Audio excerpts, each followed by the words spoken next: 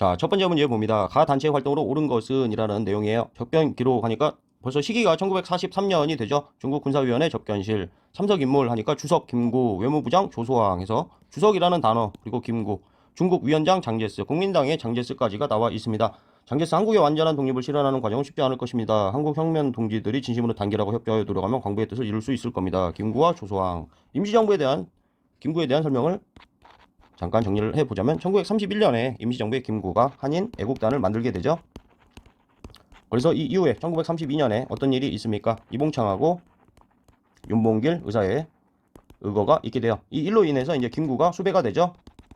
수배가 돼가지고 중국이 이렇게 있다면 상하이 쪽에서 점점 계속 도망을 가가지고 1940년에 충칭에 정착을 하게 됩니다. 그래서 충칭에 정착한 이후의 임시정부 1940년. 그래서 1940년을 기점으로 몇 가지 내용들을 외워주시면 되는데요. 이때 이제 당을 또 만들어요. 한국 독립당이 되고요. 이 안에 들어온 거 조소왕하고 지청천이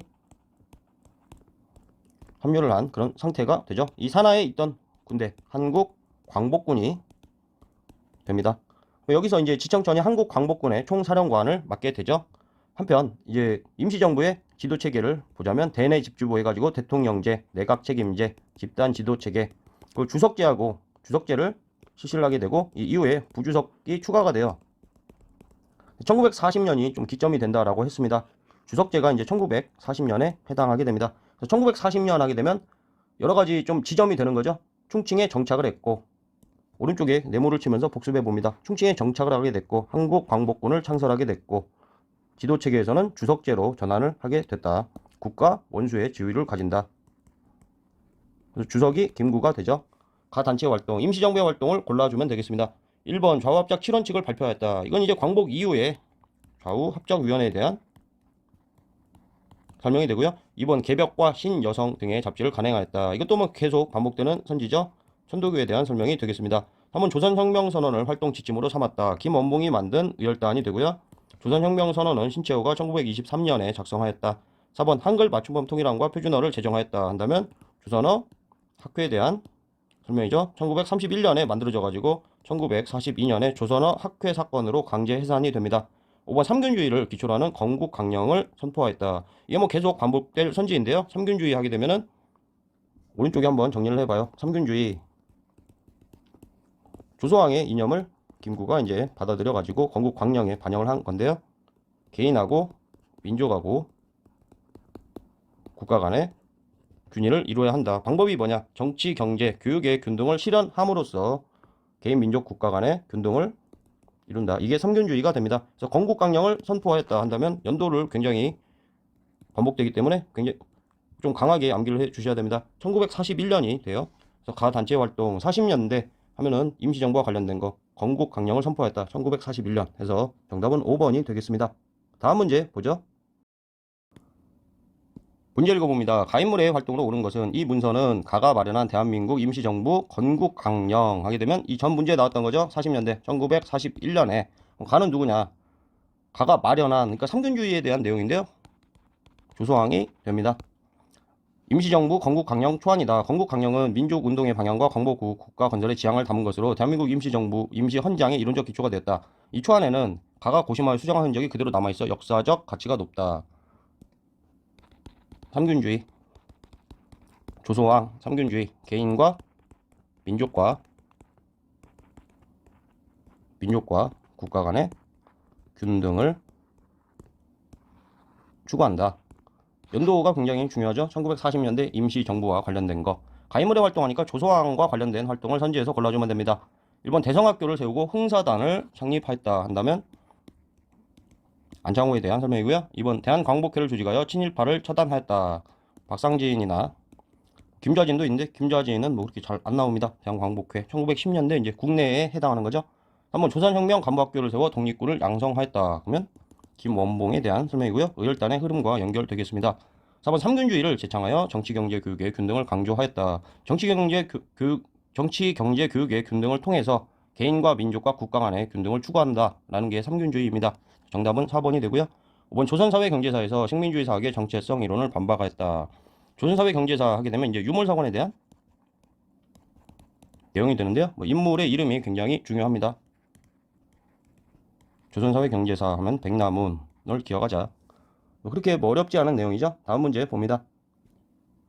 자, 문제 읽어봅니다. 다음 공고가 발표된 이후라고 했어요. 시기에 대한 문제입니다. 대한민국 임시정부의 활동으로 옳은 것은 임시정부 포유문 본 정부는 32회 임시의장원회의에 임시약헌 개정으로 제출하여 임시정부의 조직기구를 변경하였으니 국무위원회 주석과 국무위원을 모두 의회에서 선출하여 종전에 국무위원끼리 주석을 호선하던 제도를 폐하였다.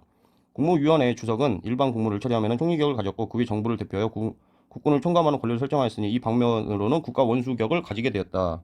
그러니까 임시정부 하게 되면 대내 집주부, 대통령제, 내각 책임제, 집단 지도 체계, 주석제, 그리고 부주석을 추가를 하게 되는데요. 이 중에 주석제 하게 되면 1940년에 해당하게 되고요. 부주석제를 추가한 건 1944년이 됩니다. 좀 1940년 충칭에 정착한 거, 그리고 한국 광복군을 만든 거. 엮어가지고 한국 광복군의 총사령관이 누구예요? 지정천이다. 까지를 좀 묶어서 기억을 해 둡니다. 약간 주의를 해야 될 게 있다면 종전에 국무위원끼리 주석을 호선하던 제도라고 써 있잖아요. 여기도 주석이라는 용어가 나오긴 하는데요. 이건 주석제를 말하는 게 아니라 이 전에 있었던 집단 지도 체계를 말하게 됩니다. 약간 주의해야 될 그런 내용이죠. 이 아래쪽을 보면은 주석이 국가 원수격을 가지게 되었다라고 하잖아요. 이 내용을 통해서 주석이라는 용어만 딱 보고 국무위원끼리 주석을 호선하던 제도, 이거가 주석제를 말하는 게 아니라 주석이 국가 원수격을 가지게 되었다. 1940년에 해당하는 거. 의회에서 선출이라고 했잖아요. 이거는 좀 주의해야 될 내용입니다. 근데 뭐 그렇게까지 디테일하게 우리가 시험에서 집단 지도 체계를 설명하면서 종전에 국무위원끼리 주석을 호선하던 해서 여기를 가지고 뭐 장난치지는 않을 것 같아요. 그렇게 하면 뭐 굉장히 어려워지기 때문에 주석제 하게 되면 오른쪽에 정리한 대로 1940년 충칭에 정착한 이후에 주석제로 이때 같은 해에 주석제로 변경하게 되었다. 이 정도만 알고 있어도 문제가 풀릴 정도로 나옵니다. 일본 파리 강화회의에 독립청원서를 제출하였다. 그럼 1919년이 되고요. 이번 삼균주의에 바탕을 둔 건국강령을 발표하였다. 계속 반복이 되고 있죠. 1941년 그리고 조소왕을 기억을 해두자. 그래서 이유를 물어보니까 뭐 정답이야 2번이고요. 무장투쟁을 위해 육군 조만 참여부를 조직하였다. 우리 20년대 보게 되면 참정신 혁국할 때 그때 나오는 참정신에서 3부 체계로 하잖아요. 20년대 그 3부 체계에 해당한다. 20년대 이 이전이 되죠. 4번 국민대표 회의를 열어 독립운동의 방향을 논의하였다. 1923년이 되죠.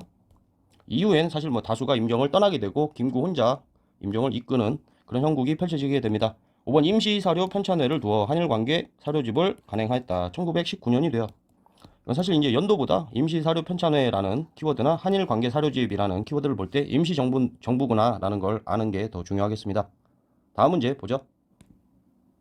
자, 문제 읽어봅니다. 다음 인물에 대한 설명으로 오는 것은 연봉하니까 의열단을 조직을 했죠. 뭐 김원봉일 확률이 좀 높지 않나 하고 읽어봐요. 32년 조선혁명 간부학교, 35년 민혁당, 지정천하고 조소왕이 들어왔다가 나가버린다고 했어요. 김원봉 위주로만 운영이 되니까. 그리고 37년에 조선민족전선연맹, 그리고 38년에 중국 관내 최초의 한인 무장단체, 중국 관내에서 형성된 최초의 한일 무장단체인 조선의용대가 창설이 됩니다. 44년 보니까 대한민국 임시정부로 갔죠.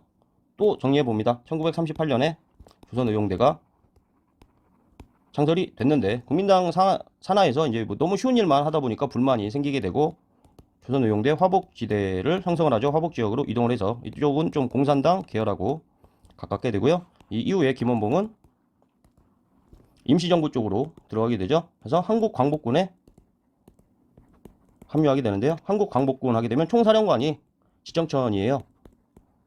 반드시 알고 있어야 되는 내용이고 김원봉이 이 이후에 부사령관으로 들어가게 됩니다. 이거는 1942년이 되죠. 선지 읽어봅니다. 1번 대조선 국민군단을 조직하였다. 박용만에 대한 설명이죠. 지역하게 되면 하와이가 된다.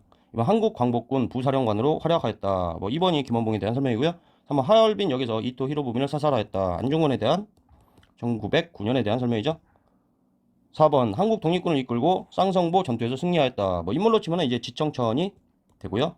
한국 독립군, 중국의 호로군과 함께 쌍대사동, 쌍성보, 대전자령, 사도하자, 그 다음에 동경성 전투까지를 북만주 쪽에서 하게 됩니다. 1930년대 초반이 되죠.